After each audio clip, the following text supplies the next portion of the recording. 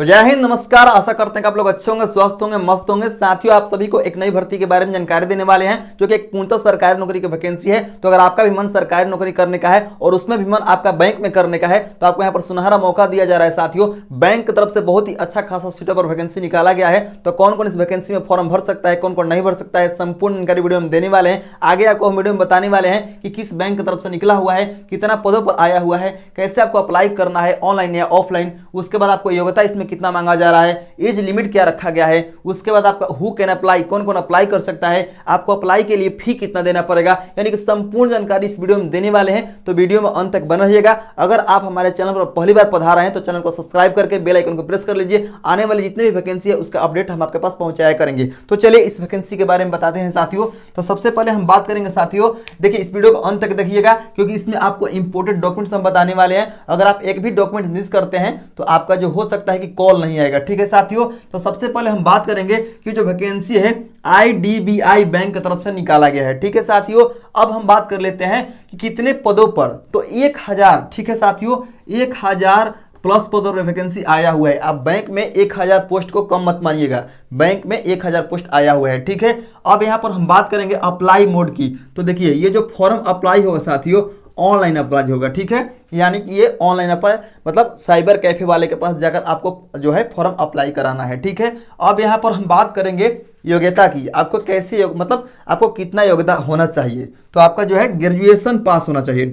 ठीक है साथियों, ग्रेजुएशन जो है आपका ग्रेजुएशन पास होना चाहिए। अब यहाँ पर हम एज लिमिट की बात करें तो एज आपका 20 से 25 साल। ठीक है साथियों, आपका मिनिमम जो है 20 और आपका मैक्सिमम जो है 25 होना चाहिए। अब यहाँ पर हम बात कर लेते हैं साथियों कि आपका मतलब कौन कौन अप्लाई कर सकता है, यानी कि पूरे भारत के लोग कर सकते हैं क्या।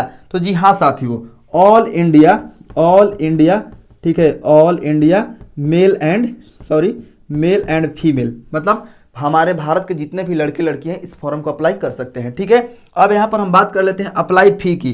तो देखिए साथियों, अगर आप जनरल कैटेगरी से हैं या OBC से हैं तो आपको यहाँ पर 1100 रुपये का फी देना पड़ेगा। फी देखिए थोड़ा सा बैंक का नौकरी है और बैंक में हमेशा फॉर्म का फी जो है ज़्यादा लगता है। अब यहाँ पर हम SC ST की अगर बात करेंगे तो SC ST के आपको यहाँ पर मात्र 300 रुपये देना है। ठीक है साथियों, 300 रुपये। ठीक है, ये जो है SC ST का आप देख सकते हैं कितना का अंतर है। ठीक है, अब यहाँ पर हम बात कर लेते हैं साथियों इंपॉर्टेंट डॉक्यूमेंट्स की। ये तो आपका बेसिक जानकारी हो गया। अब आपको क्या क्या डॉक्यूमेंट्स चाहिए, तो सबसे पहला नंबर में आपके पास एक आधार कार्ड का 2 कॉपी होना चाहिए। ठीक है, मतलब आप अभी जो है आधार कार्ड का 2 कॉपी नहीं, आपको अपलोड करना होगा। आधार कार्ड जो है आपके पास होना चाहिए। दूसरे नंबर में आपका पासपोर्ट साइज का फोटो, पासपोर्ट साइज का जो है पासपोर्ट साइज का यहाँ पर आपको फोटो होना चाहिए। ठीक है, अब यहाँ पर हम बात कर रहे हैं 3 नंबर में, आपका 3 नंबर में जो क्या है सिग्नेचर आपके पास होना चाहिए, साइन आपका होना चाहिए। उसके बाद आपका जाति प्रमाण पत्र होना चाहिए, जाति प्रमाण पत्र।